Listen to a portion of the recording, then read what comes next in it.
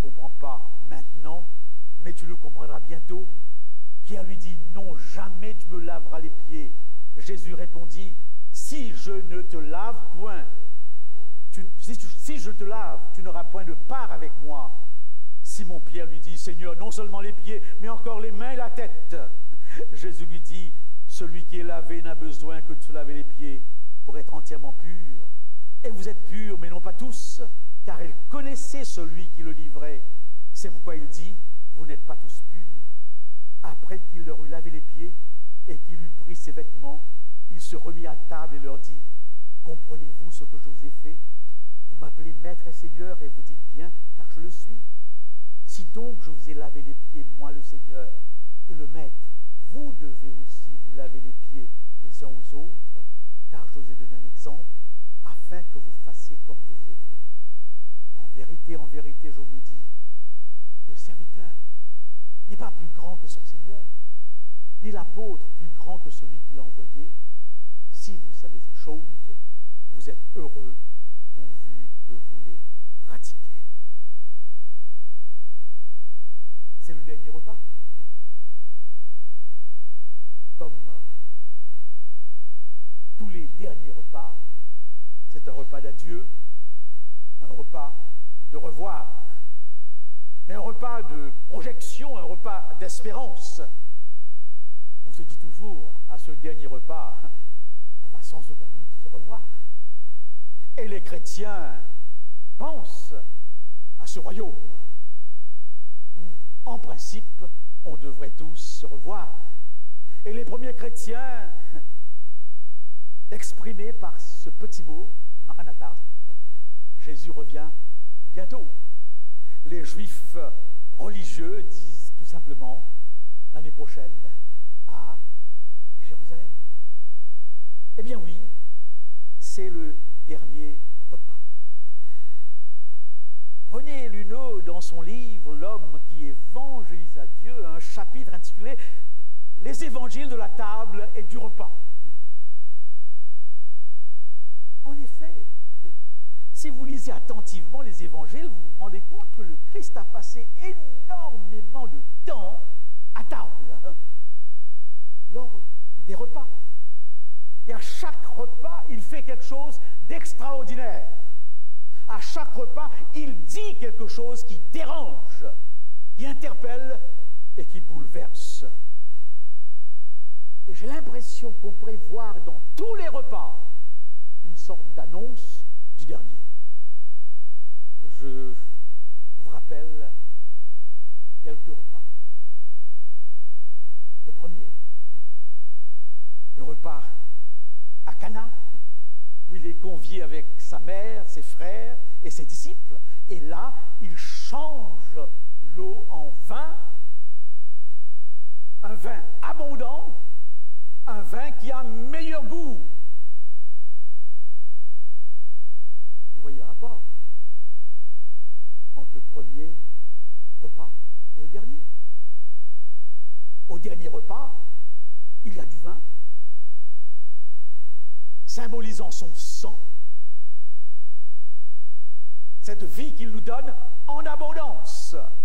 Ce premier repas annonce le dernier. Et ce vin dans le repas du Seigneur coule à flot. Il y avait 4 tours de vin au repas pascal. Les quelques gouttes que nous prenons n'ont rien à voir avec le repas pascal. Pour nous, c'est extrêmement symbolique. 4 tours de vin. Et chaque tour avait un sens particulier. Et c'est au 4e tour, vraisemblablement, que Jésus inaugure le vin de l'Alliance. À ce 4e tour, en principe, le juif, très exclusiviste, très élitiste, lit un psaume, celui du psaume 79, verset 6, « Répands ta fureur sur les nations qui ne te connaissent pas et sur les royaumes qui ne t'invoquent pas. » Jésus change cette donne. Car quatrième tour chez lui, ce n'est pas la colère de Dieu qui était penchée, ce n'est pas une coupe de colère qu'il donne à boire, mais une coupe d'amour et de miséricorde. Eh bien oui. Et je crois qu'on pourrait parler d'autres repas et les intituler les repas interdits ou les tables interdites. Et lors de ces repas interdits, Jésus surprend et scandalise. Je vous rappelle que la table apparaît dans l'histoire et aussi dans notre histoire comme un haut lieu de reconnaissance sociale et du statut que la société du temps nous octroie. Et la table, dans l'histoire humaine, est très souvent un lieu de séparation par rapport au statut économique, social et autres. Et même dans certaines cultures aujourd'hui, la table, eh bien, c'est la séparation de l'homme et de la femme. Et les enfants ne comptons pas. On se souvient peut-être que dans les toutes premières années de sa présidence, Valéry Giscard d'Estaing alla dîner dans les familles très ordinaires, à seule fin de réduire autant que possible, autant que se peut, le monde élyséen de la vie quotidienne des Français. Certains se souviennent. Il fit mieux, puisqu'un matin, il invita les éboueurs de la rue Saint-Honoré à partager son petit déjeuner. Rien ne manquait. Eh bien oui, rien ne manquait sur la table présidentielle, ni les toasts grillés, ni le beurre, ni la confiture. Et lorsque, très cordialement, il a dit à ses éboueurs, « Faites comme chez vous », cela pouvait signifier « Faites comme chez vous, mais n'oubliez pas, vous êtes chez moi ». Bien sûr, cette table présidentielle n'avait rien à voir avec la table de ses éboueurs. Il est des frontières que la seule bonne volonté ne suffit pas à abolir. Et par ces repas, Jésus s'attaque à ce que j'appellerais l'ADN du péché, qui est celui de la différence, de la discrimination, de l'écart, de la distance, parfois ouverte et parfois extrêmement subtile. Eh bien oui, ces murs de séparation à la trempe que Jésus éclabousse dans tous les repas.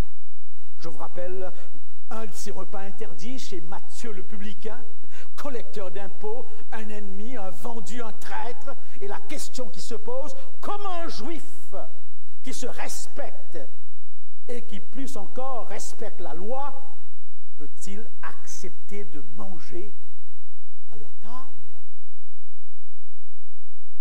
Pour un juif, une des conditions pour manger à la table de quelqu'un est la pureté légale. On ne mange pas avec des bouchers, des cordonniers, des tanneurs, car leur métier les met en contact avec le sang et la mort. Ils sont impurs, ils sont souillés, ils ne sont pas cachers. Dans l'hindouisme, ce sont les intouchables qui font ces métiers de tannerie, etc.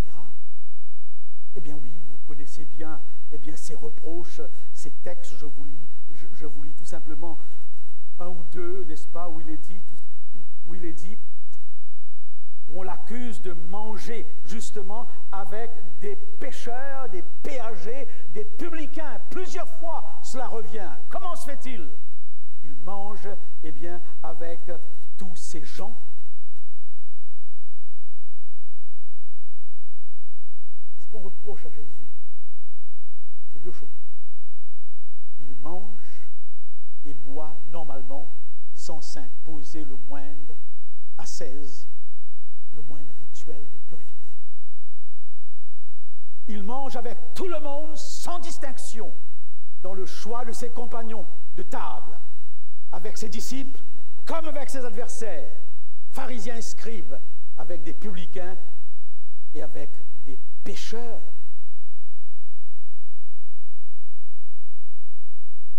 Tous ces repas sont des repas où il s'attaque à toutes ces frontières que nous plaçons les uns par rapport aux autres. Et il dira à ces repas des choses dérangeantes, je vous les rappelle.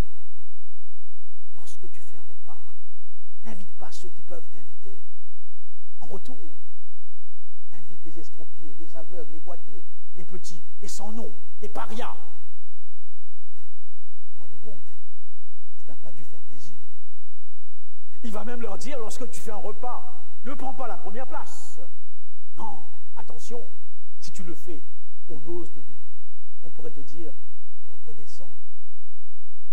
Jusqu'à quel point l'ADN du péché, les différences, nous touche. J'ai vécu quelque chose qui me montre que même dans nos milieux, on n'est pas épargné. C'était à Collonges, je ne sais pas s'il ne faudrait pas censurer ce que je vais vous dire. C'est un souvenir qui m'est revenu. C'était à Collonges lors d'une rencontre des pasteurs de la division, de toutes les fédérations de l'Europe, des fédérations riches, des fédérations pauvres, des fédérations moins riches, et plus pauvres.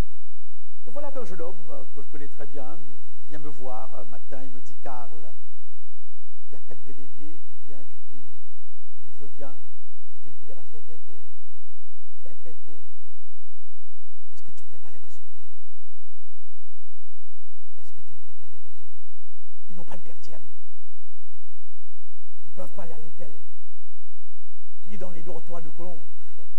Est-ce que tu peux les recevoir?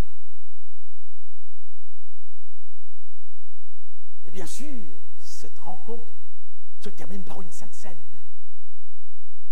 par un repas du Seigneur. Et là, même dans nos milieux, il y a des fédérations nantis et d'autres qui ne le sont pas. Et le traitement n'est pas le même. Eh bien oui, si toutefois je participe encore une fois à une telle rencontre, bien qu'il y ait peu de chance du fait que je suis à la retraite, si je le fais, ce sera à mes frais, peut-être que je proposerai qu'on ait une cagnotte de gilets blancs pour les fédérations plus pauvres que les autres, afin que nous fayons tous à la même enseigne, que nous participions tous au même endroit. Dans une autre rencontre de conférence générale où j'étais traducteur, je me suis rendu compte le samedi, si toute la semaine nous étions dans la même cafétéria, le samedi il y avait un salon VIP. On n'échappe pas. Si nous sommes honnêtes et sincères, il y a au fond de nos cœurs toujours une certaine différence. Avouée ou parfois non avouée. Eh bien oui, voilà donc repas interdit. Invite à tout le monde. J'arrive à l'autre repas, chez Simon, qui est aussi un repas interdit. Et là, Jésus rencontre ce que j'appellerais la femme au parfum. La femme au parfum, vous la connaissez. C'est soit Marie, la sœur de Lazare, ou Marie-Madeleine, on ne sait pas trop. Est-ce qu'il y a un récit ou deux? On ne sait pas trop. Dans les deux récits, il y a des points communs. Et là, Jésus fait scandale. Il fait scandale. Christine Pedotti a écrit un bouquin « Qu'avez-vous fait de Jésus ?» Elle était l'invitée de l'émission « C'est à vous » cette semaine, dans le cadre du procès du cardinal Barbarin et des scandales de pédophilie qui frappent l'Église. Mais elle a écrit un autre livre intitulé « Jésus, l'homme qui préférait les femmes ». Drôle de titre, provoquant. Et elle a ce chapitre magnifique où elle parle de ce Jésus que les femmes touchent, ce qui était scandaleux pour l'époque. Il l'accepte. C'est pourquoi c'est un repas interdit ici. Parce que cette femme au parfum ne va pas seulement toucher, mais va laver ses pieds avec un parfum de grand prix représentant une semaine, une année de salaire. Vous vous rendez compte? Le scandale. Et cette phrase de Simon, si cet homme était prophète, il saurait de quelle espèce appartient cette femme. Eh bien oui, eh bien oui. geste de cette femme sont des gestes de prostituée. Encore là, un avant-goût de la dernière Pâques que nous allons rappeler. Elle ne lave pas les pieds du Christ avec de l'eau, pris d'un bassin, mais avec un parfum de grand prix.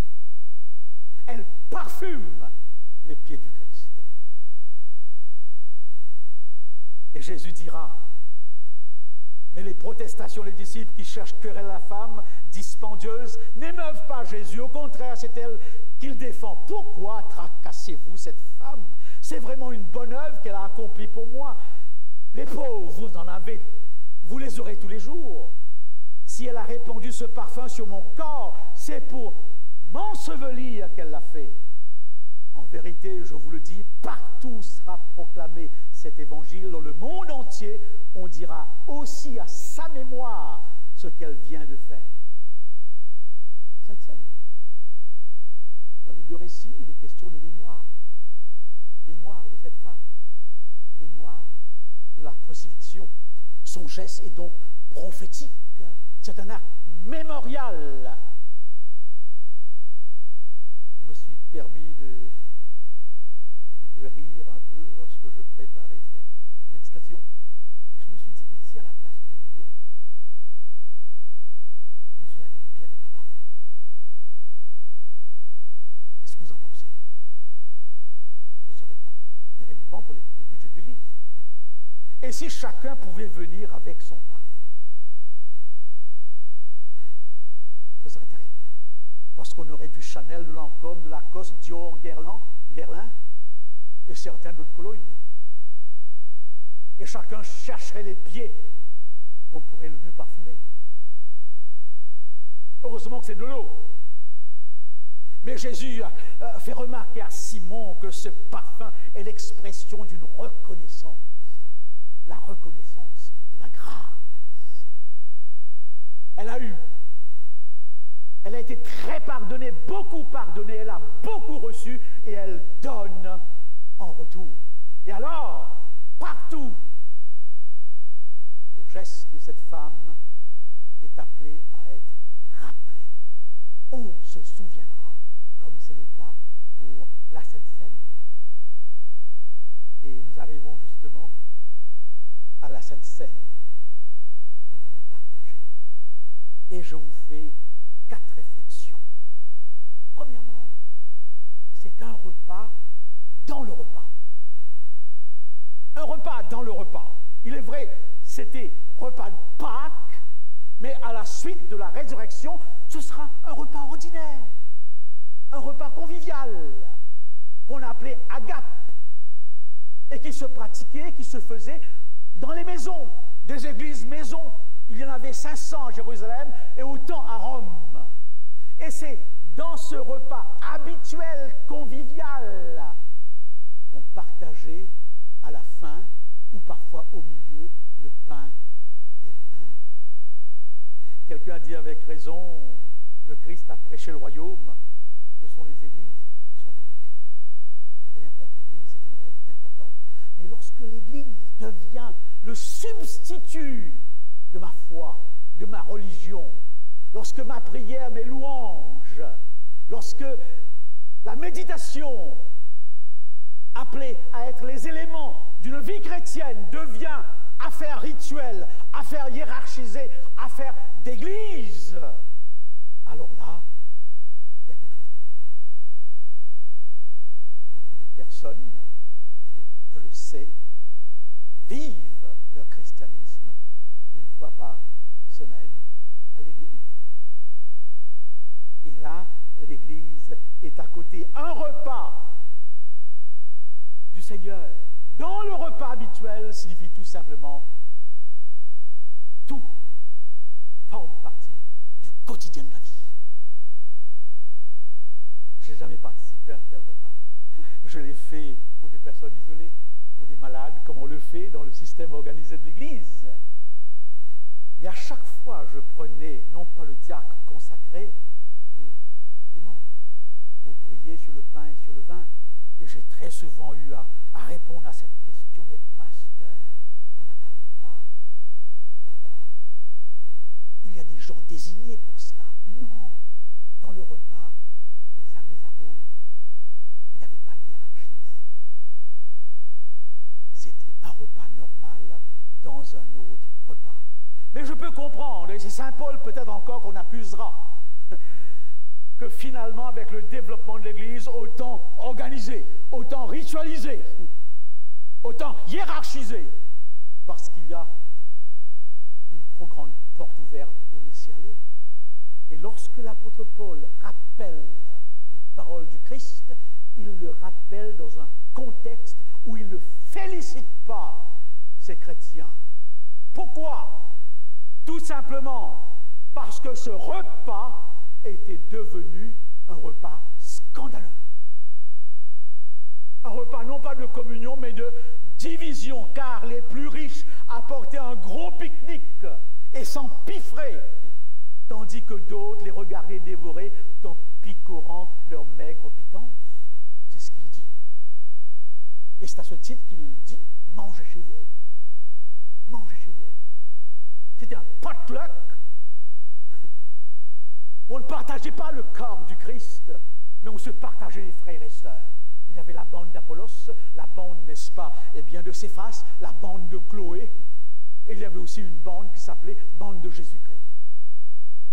Alors Paul s'élève et il dit, vaut mieux ne pas le célébrer, ce repas du Seigneur, que de le célébrer avec des ministres durement qualifiés, des paroles dûment éprouvées, mais sans aucun partage.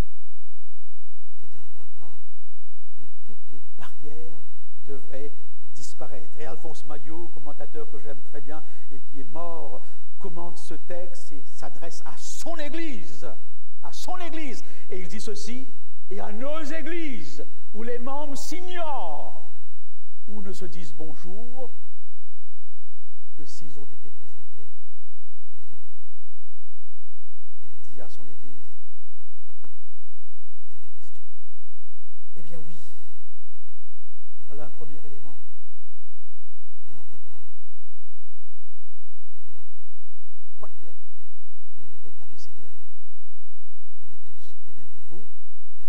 Deuxième réflexion sur un mot mal compris, prendre le repas indignement. Et c'est dommage qu'on en a fait un contresens, car dans le sens exact du texte, il n'est pas question de conditions morales nécessaires qu'on doit s'imposer avant de se présenter. On donne 15 ou 20, ou 2 ou 3 semaines avant la Sainte Seine, sous-entendu, préparez-vous, réconciliez-vous, arrangez les affaires, venez propre. Ce n'est pas le sens du texte. Ce qui est indigne dans ce texte, dans cette histoire suivant Paul, c'est justement ces repas de riches et de pauvres.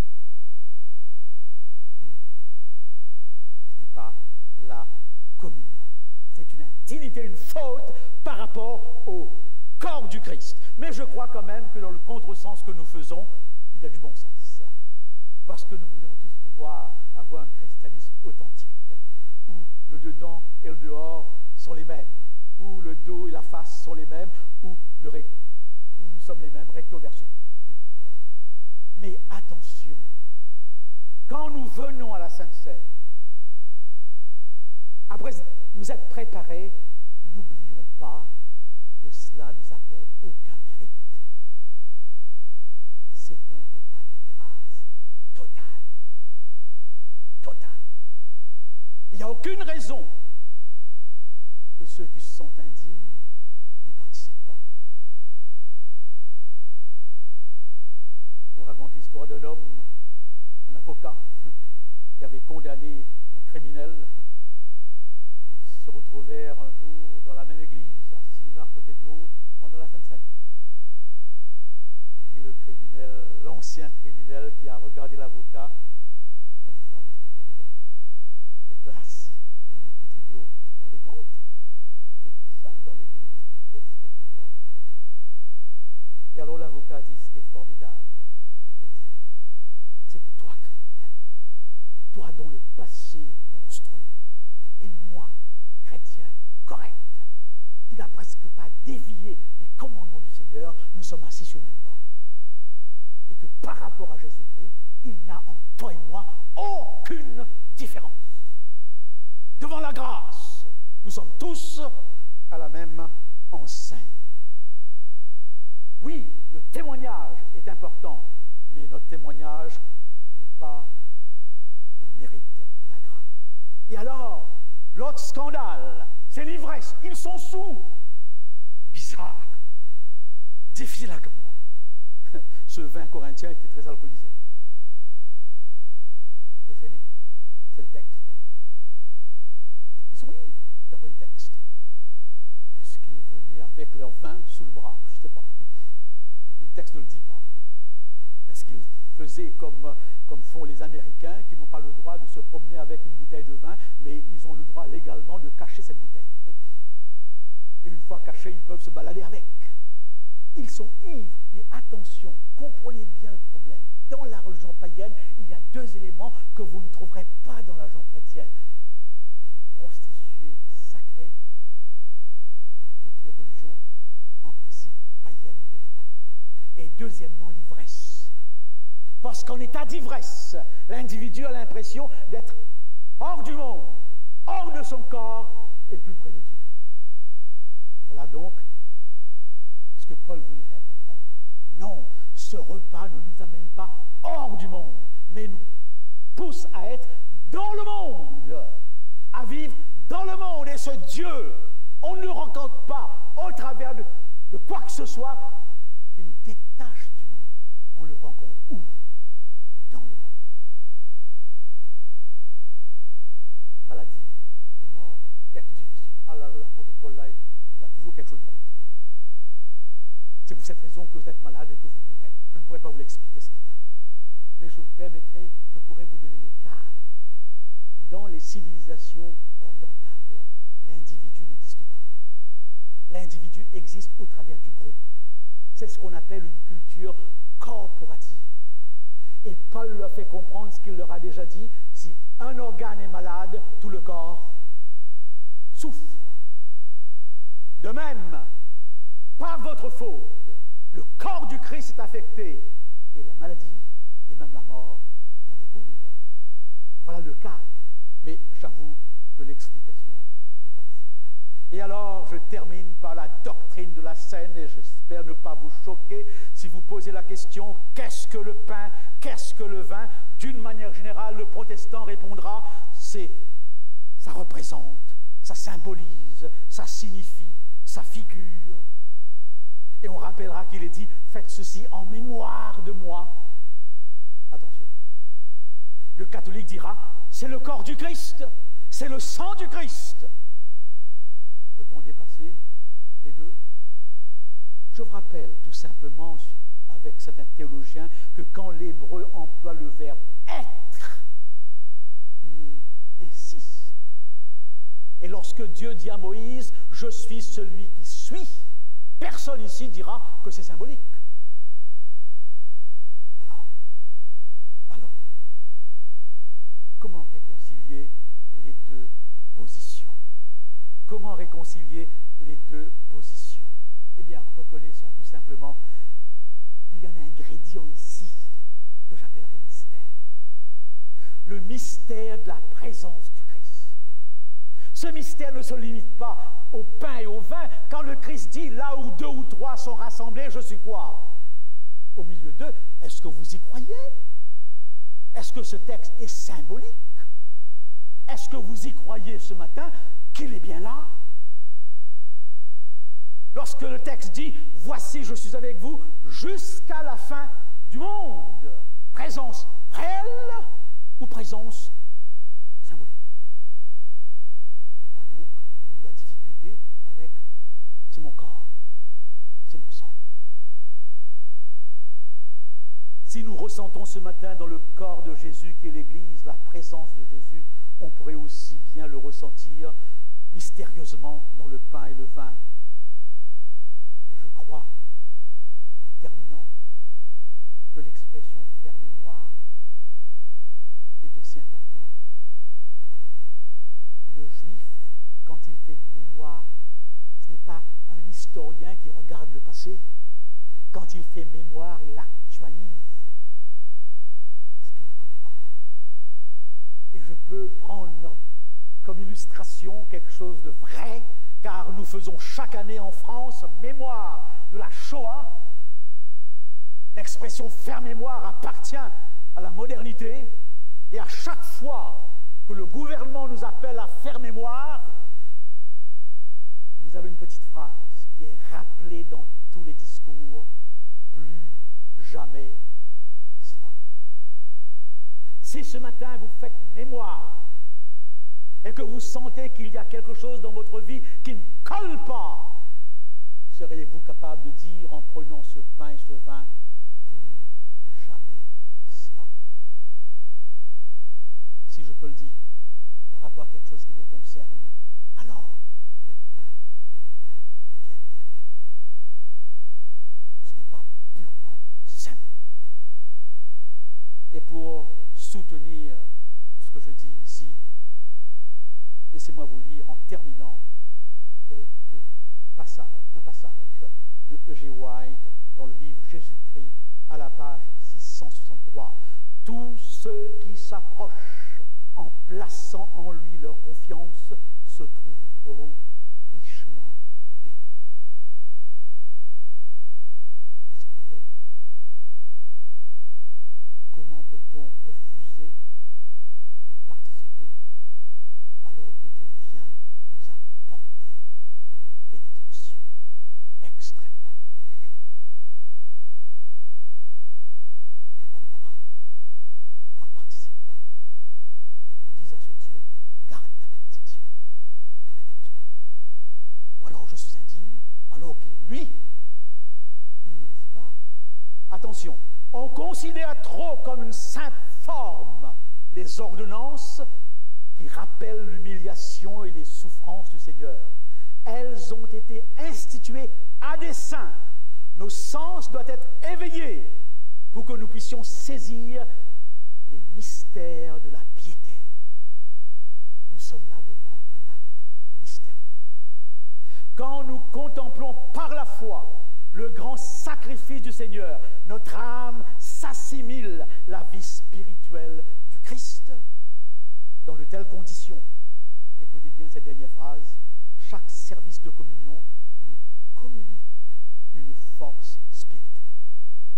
Il s'établit ainsi une relation vivante entre le croyant et le Christ, et par lui entre le croyant et le Père.